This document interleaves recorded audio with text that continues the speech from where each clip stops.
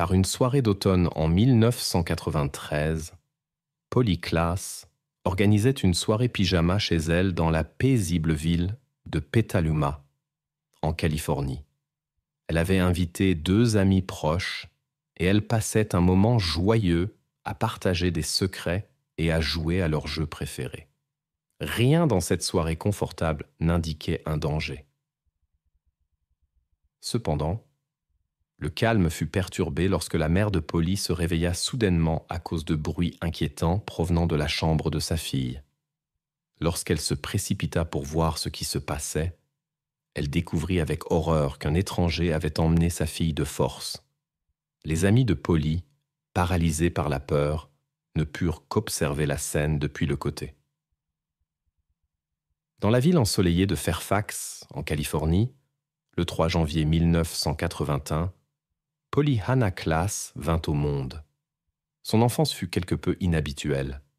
Ses parents, Mark et Eve, décidèrent de vivre séparément quand Polly était très jeune.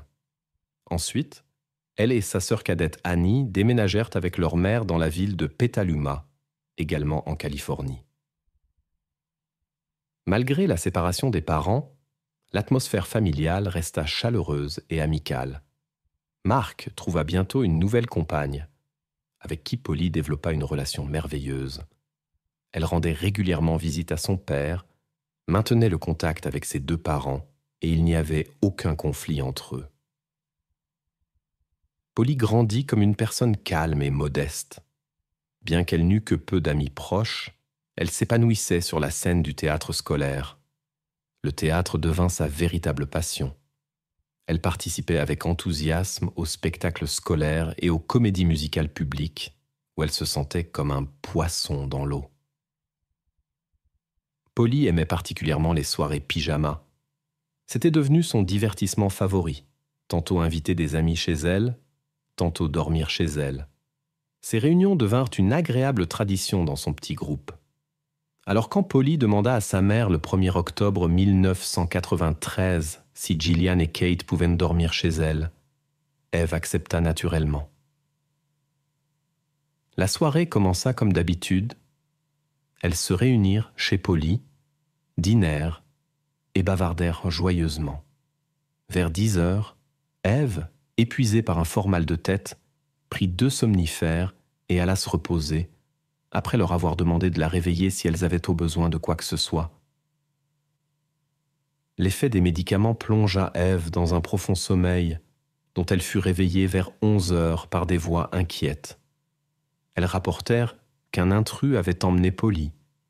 Eve appela immédiatement les secours et se précipita pour voir sa fille cadette Annie. Heureusement, celle-ci dormait paisiblement dans sa chambre, ignorant ce qui s'était passé. Les agents des forces de l'ordre arrivés sur place parlèrent d'abord avec les amis de Polly. L'histoire qu'elles racontèrent suscita une grave inquiétude chez tous. La soirée avait commencé tout à fait normalement. Les amis s'étaient réunis dans la chambre de Polly, discutant avec enthousiasme du prochain Halloween et choisissant des costumes pour la fête. Vers 11 heures du soir, elles décidèrent de se préparer pour la nuit. Polly proposa d'aller chercher le matelas gonflable qu'elle avait préparé plus tôt avec sa mère pour installer leur campement nocturne. Le moment où Polly ouvrit la porte de sa chambre changea tout le cours de la soirée. Sur le seuil se tenait un homme étranger avec un objet froid dans la main. Comme Halloween approchait, elles pensèrent d'abord que c'était une blague festive. Le visage de l'étranger n'était même pas couvert d'un masque. Cependant, leurs rires ne provoquèrent pas de réaction festive chez l'homme. L'étranger força les 3 à retourner dans la chambre. Il imita leurs mouvements et commença à demander qui vivait ici. Quand il apprit que c'était la maison de Polly, il prit des thés d'oreiller et les mit sur Gillian et Kate. Puis il fit une étrange demande, comptée jusqu'à 1000, et promit d'emmener Polly juste un moment et de la ramener bientôt. Les amis tentèrent de se libérer de leur situation pendant environ 30 minutes. Quand elles y parvinrent enfin, elles coururent immédiatement prévenir Eva, la mère de Polly, de l'incident. Elles purent donner aux enquêteurs une description détaillée de l'apparence de l'étranger.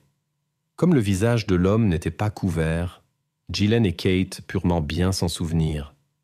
Cela permet aux spécialistes de créer un portrait robot détaillé de la personne recherchée. L'examen de la maison de Polly a fourni plusieurs indices aux enquêteurs.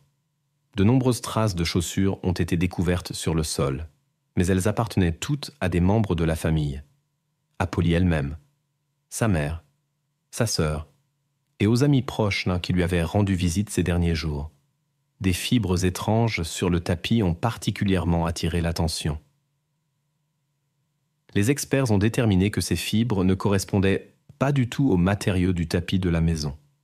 L'analyse a montré leur similarité avec des tissus de sièges de voiture. Les enquêteurs ont vérifié les véhicules de toutes les connaissances de la famille, mais n'ont trouvé aucune correspondance. Cela les a amenés à supposer que les fibres auraient pu être introduites dans la maison par les chaussures d'une personne étrangère.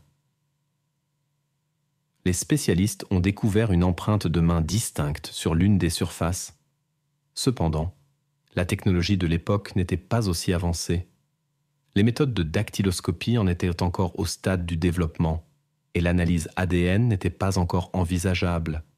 Néanmoins, l'empreinte a été soigneusement conservée pour une éventuelle comparaison ultérieure.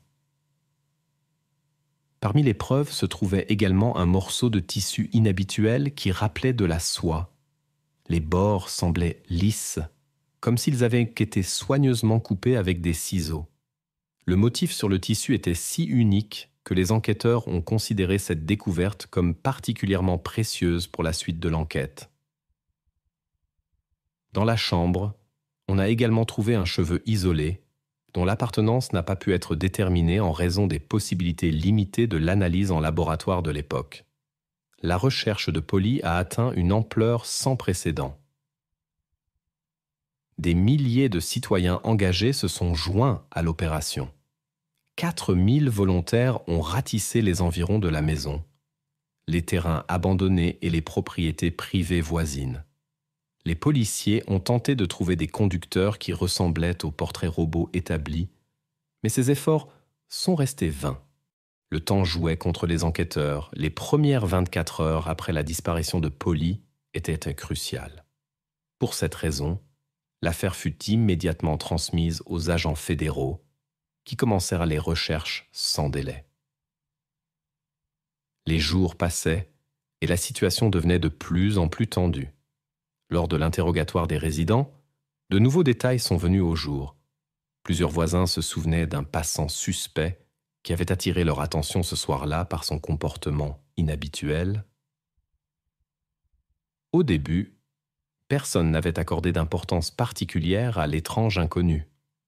Les habitants du quartier ne pouvaient pas imaginer qu'ils auraient dû le signaler au service d'urgence.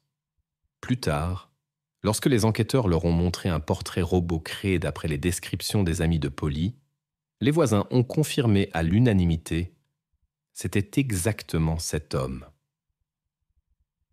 L'enquête s'est également étendue à l'école que fréquentait Polly. Les enquêteurs ont mené des entretiens minutieux avec chaque enseignant et employé de l'établissement scolaire. Ils s'intéressaient à tout lien possible avec la personne suspecte et à tout indice sur la localisation de Polly. Cependant, tous les employés ont pu justifier de leur localisation au moment de l'incident, et personne ne ressemblait à la personne du portrait robot. Les enquêteurs ont même effectué une analyse des fibres trouvées dans la maison de Polly et les ont comparées aux matériaux des véhicules de tout le personnel scolaire. Toutefois, cette vérification n'a pas non plus donné de résultat. Chaque jour, l'inquiétude grandissait, non seulement dans la famille, mais aussi chez les autorités et dans toute la communauté locale. Les habitants de la ville étaient préoccupés que le mystérieux inconnu puisse représenter un danger pour d'autres enfants. Cela a mis une pression supplémentaire sur l'enquête.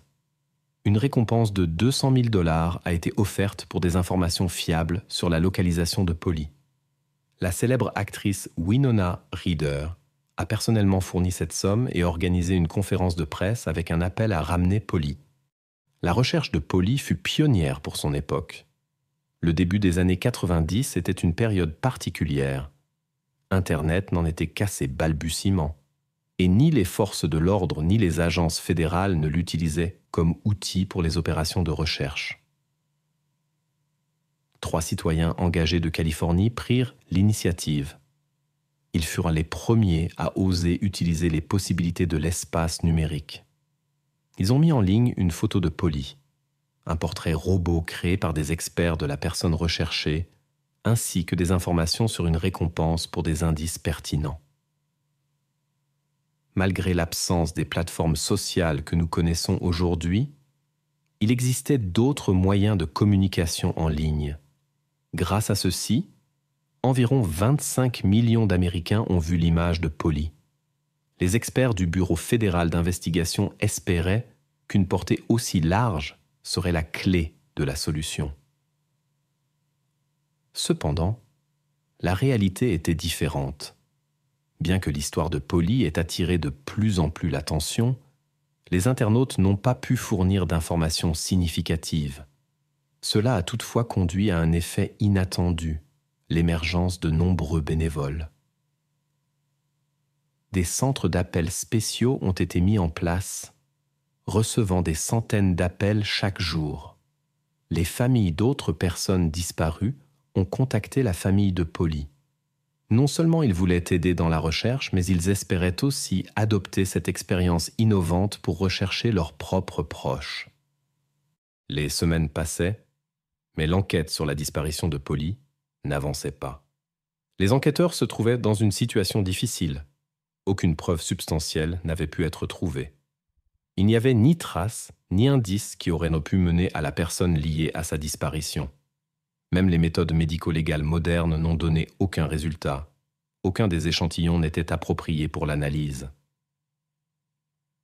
Un tournant inattendu survint lorsque Mark, le père de Polly, reçut un appel. Il entendit une voix étonnamment similaire à celle de sa fille. L'appelante, Polly, informa qu'elle se trouvait dans un hôtel et expliqua qu'elle avait profité d'un moment où elle était seule pour contacter son père. Elle s'est présentée comme Polly et a brusquement mis fin à la conversation. Mark a immédiatement informé les forces de l'ordre. À cette époque, les spécialistes du FBI ne disposaient pas encore d'équipements modernes pour tracer les appels déjà terminés. Ils ne pouvaient qu'attendre et espérer qu'il y aurait un autre contact qu'ils pourraient se retracer. Leur attente ne fut pas longue. Après quelques heures, le deuxième appel arriva. La même voix tenta à nouveau de communiquer avec Mark. Cette fois, les techniciens ont réussi à déterminer la source de l'appel. Cependant, le résultat a déconcerté tout le monde. Le signal ne provenait pas d'un hôtel, comme l'avait prétendu l'appelante, mais d'une zone résidentielle ordinaire. Lorsque les agents sont arrivés à l'adresse indiquée, la situation s'est rapidement éclaircie. Les appels provenaient d'une écolière locale qui avait le même âge que Polly, ce qui expliquait la similitude des voix. Il s'est avéré que tout cela faisait partie d'une blague inappropriée, provoquée par des amis. Compte tenu du jeune âge et des remords, il a été décidé de s'en tenir à une conversation sérieuse. Les parents ont été avertis de la nécessité d'observer plus attentivement le comportement de leur fille, et l'écolière elle-même a été avertie de l'inadmissibilité de tels actes.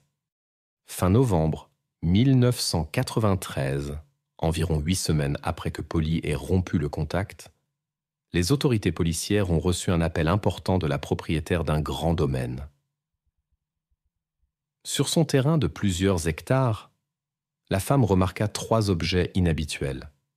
Les enquêteurs arrivés sur les lieux, accompagnés de spécialistes du FBI, trouvèrent des preuves significatives. Un morceau de tissu en soie, correspondant exactement aux matériaux de la chambre de Polly, des collants de danse, Eva confirma leur disparition cette nuit-là, et un morceau de ruban adhésif. Cette information poussa les enquêteurs à examiner la zone plus en détail. Au cours de cet examen, des détails intéressants vinrent au jour. La propriétaire avait contacté la police avec un signalement des plus étranges, précisément le jour de la disparition de Polly. Sa propriété attirait souvent des visiteurs indésirables. Le vaste terrain boisé avec une petite maison au centre n'était pas entièrement clôturé. Malgré les panneaux de propriété privée, l'absence de clôture faisait que les gens s'y retrouvaient souvent par accident, sans avoir conscience de violer une propriété privée.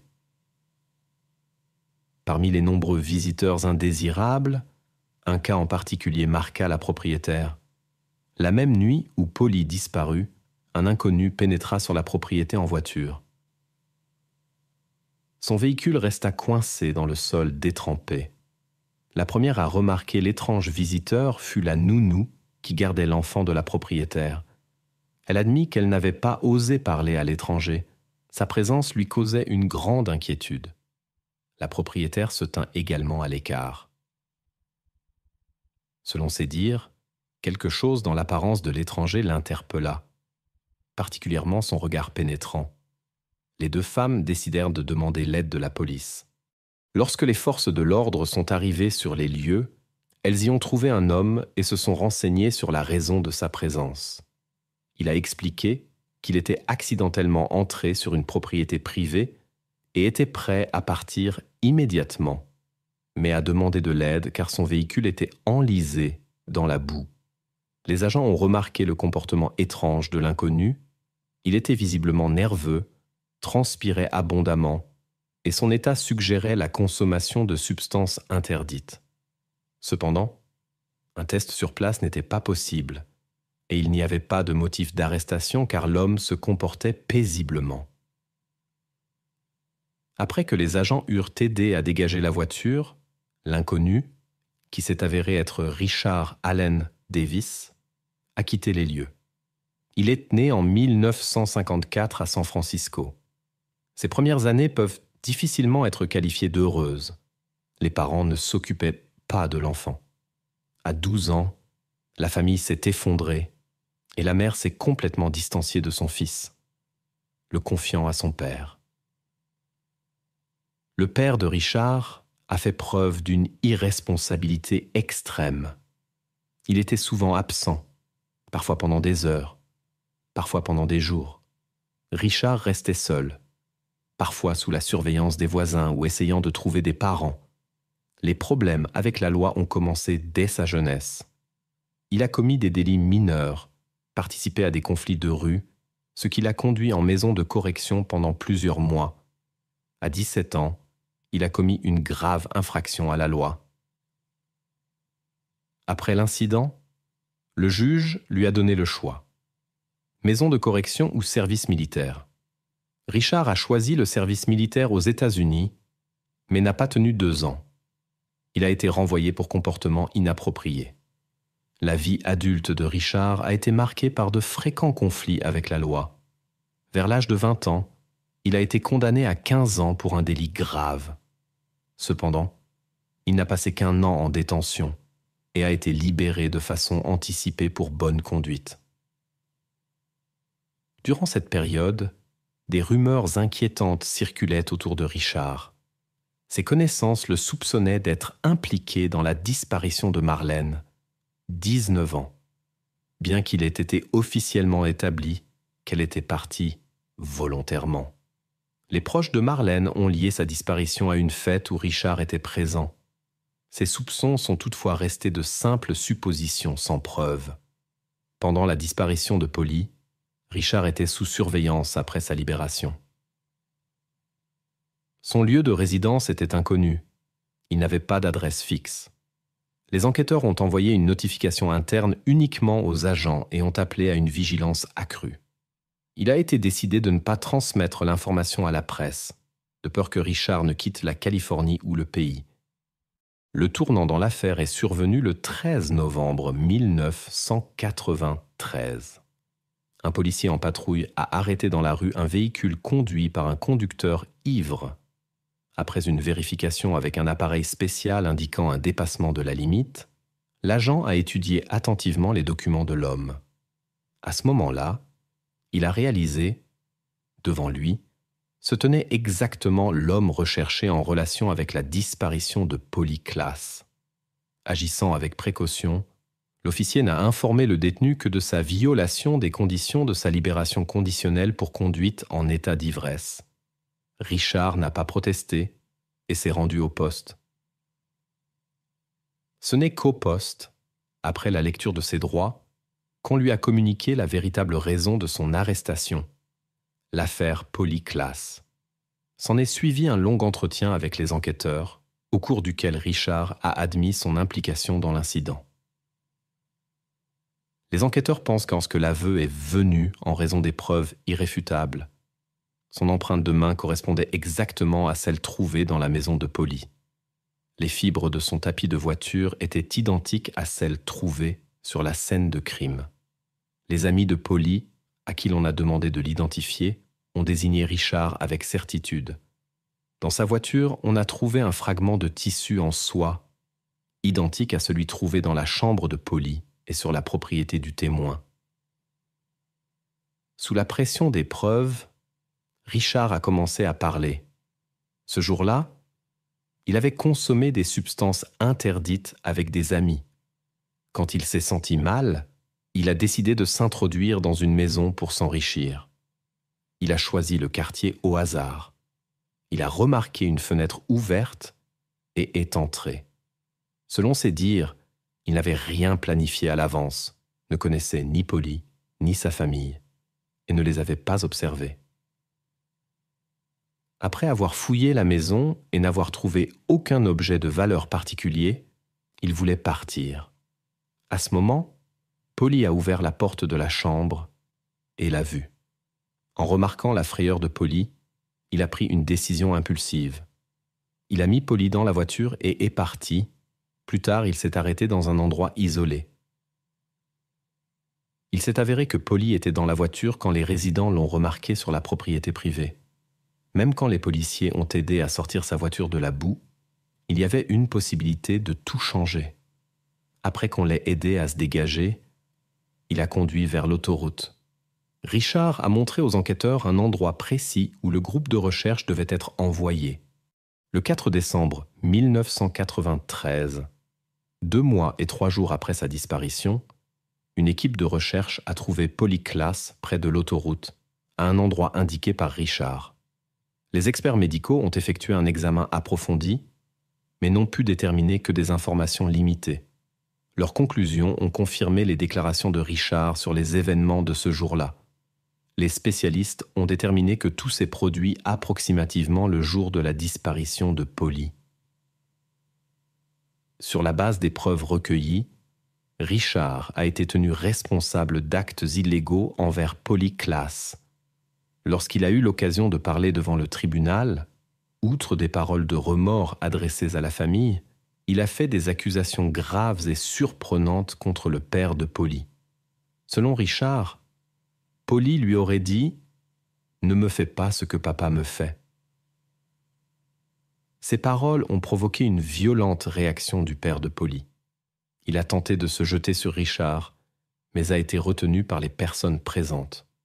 La déclaration de l'accusé a troublé tout le monde dans la salle, non pas par son manque de remords, mais parce que personne ne croyait ses paroles concernant le père de Polly. Les accusations sont restées non prouvées, Eva restant fermement aux côtés de son ex-mari.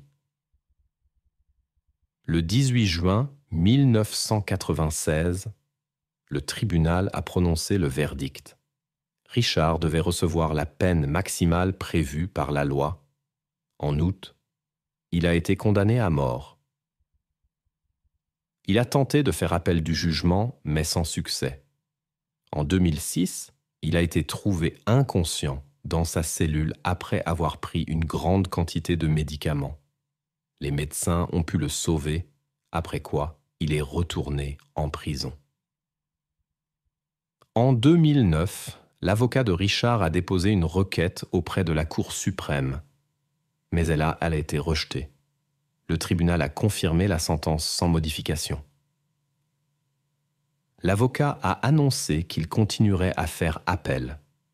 En raison des procédures d'appel continues, Richard reste dans une unité spéciale pour les délinquants particulièrement dangereux. Il est prévu que la sentence soit exécutée après la conclusion de toutes les procédures d'appel.